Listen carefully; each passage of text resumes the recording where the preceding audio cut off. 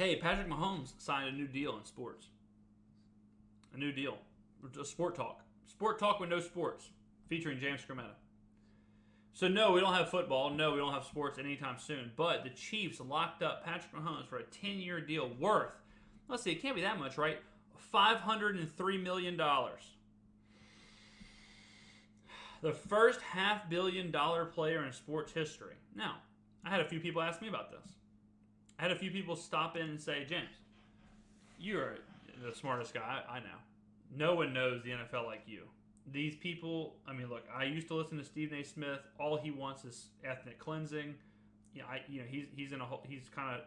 I used to go to Deshaun Jackson, but he's kind of in bed with Hitler. I'm coming to you now. Is this bad for the Chiefs? I've said on the show, the only way you win in the NFL, way one, if you have an elite Hall of Fame level MVP type quarterback, or who's playing like one, or you have a good quarterback on a rookie deal. That's it. There is nothing else. It sounds cut and dry, but that is the truth. You do not win if you have Jared Goff on a $100 million deal. He's not good enough. He's not the elite Hall of Fame MVP level quarterback. So scratch him off. I mean, seriously, you can do that. Go to the NFL and you look at the deals of the quarterbacks and scratch them off. Bottom line. And then you have teams like the Seahawks.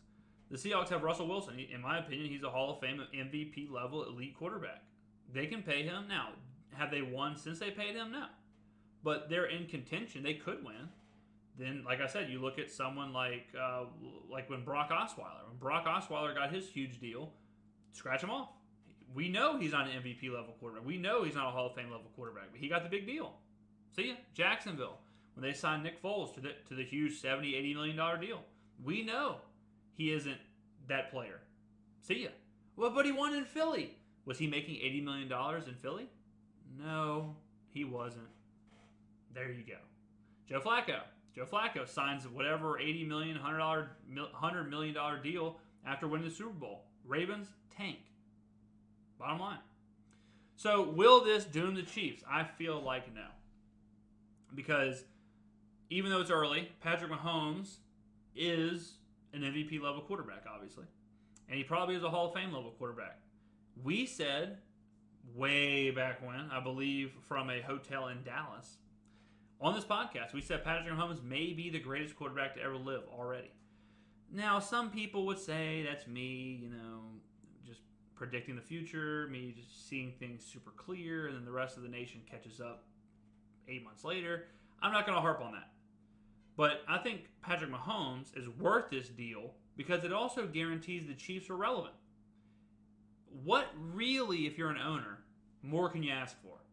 The best player in the league, or the best player in the most important league, who plays the most important position in sports. Lock him up. Even if you don't win the Super Bowl, you're getting primetime game after primetime game after primetime game. You're selling tons of merch. You're the face of the NFL as the face of your franchise. Season tickets through the roof. It's worth it. Bottom line. The Saints, Drew Brees.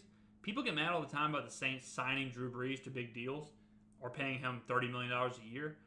But I don't think that they're weighing the idea of relevancy.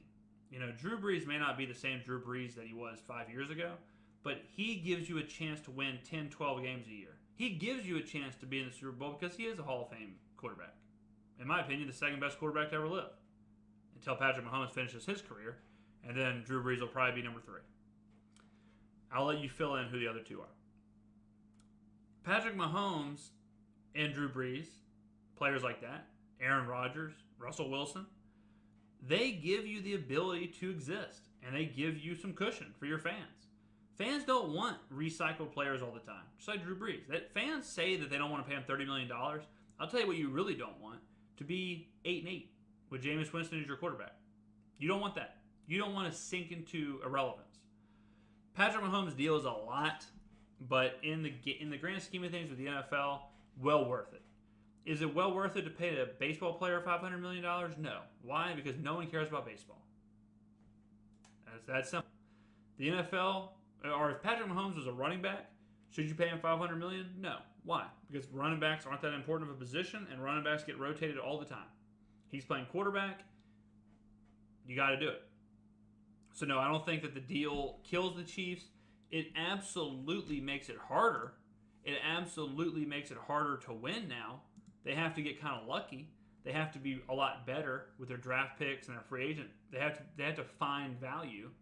But even though they'll have to let some players go, and they'll have to break up a little bit of the best team in the NFL to support Patrick Mahomes' contract, you have to do it.